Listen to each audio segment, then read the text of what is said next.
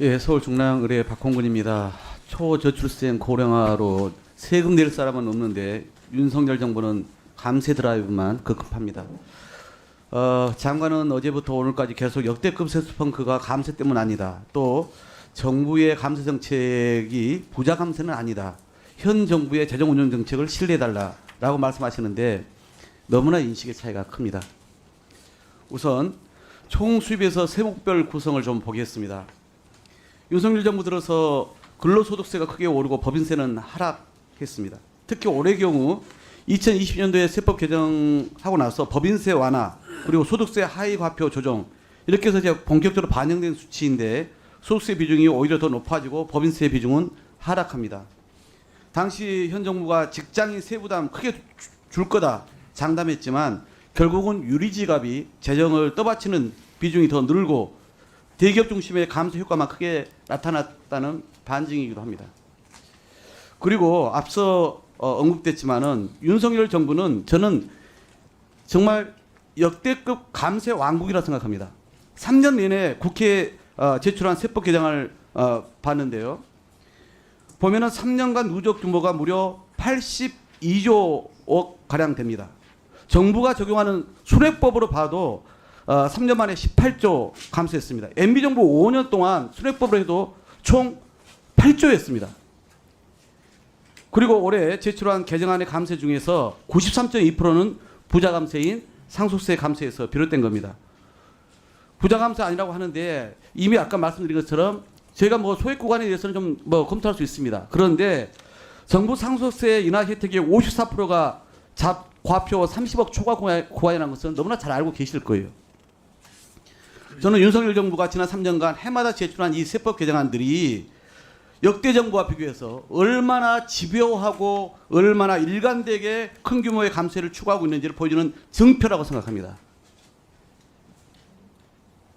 MB정부마저도 세 발의 피입니다. 그래서 저는 객관적인 통계로 분석한 결과이기 때문에 윤석열 정부가 어느 정부보다 가장 적극적으로 감세 정책을 펴고 있는데 특히 고소득자 대기업에게 가장 많은 감세를 추진하고 있는데 이 통계 자체를 장관님 부인은 못 하시겠죠? 네, 저 통계 보고 있습니다. 아니, 있는 그대로 제가 말씀을 드린 거예요. 지어낸 얘기들이 아니지 않습니까? 제가 아까 말씀드린 것처럼 초저출생 고령화 정말 사실 큰 문제인데 한번 이 통계도 한번 봐볼까요? 2050년 기준으로 총 인구가 5년 전에 추계했던 것보다 63만 명이나 더 감소합니다.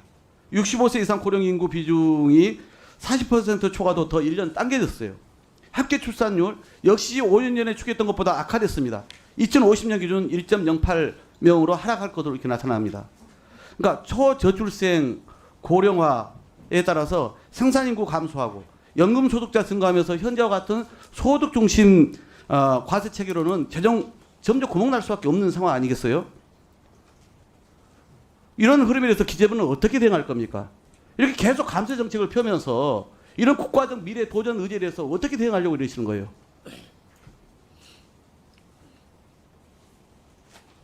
그냥 부채 하나 만들면 다 해결됩니까?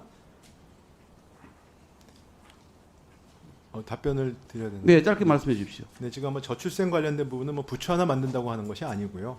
저희가 그동안 그 산재돼 있던 재정 지출 관련된 부분들은 효과성이 있는 세 분야에 집중을 했고, 그다음에 저출생에 장애가 된다는 여러 가지 구조 개혁 부분들도 저희가 같이 해서 그런 부분들을 지금 그 거버넌스를 만들어서 집중 위기 의식을 갖고 좀 추진을 시작했습니다. 있는 재원을 더 효율적으로 쓰겠다 이렇게 말씀하시는 건데 한쪽에서는 있는 재원마저도 이렇게 무너뜨리고 있으면서 뚝을 트면서 그게 감당하게 되겠습니까? 기재부가 제출했던 중장기 조세 정책 운영 계획을 좀 봤습니다.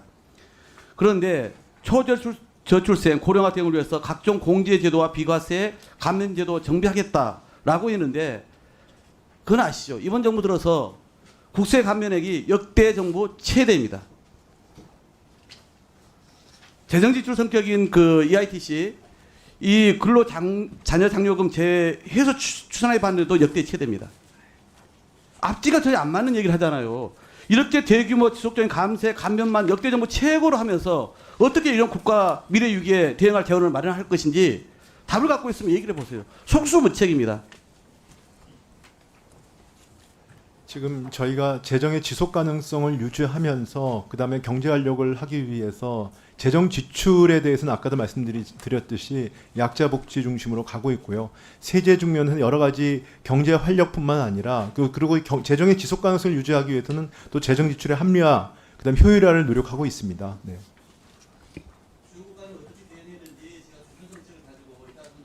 네, 그렇게 하시죠. 예, 박홍근 의원님 수고하셨습니다.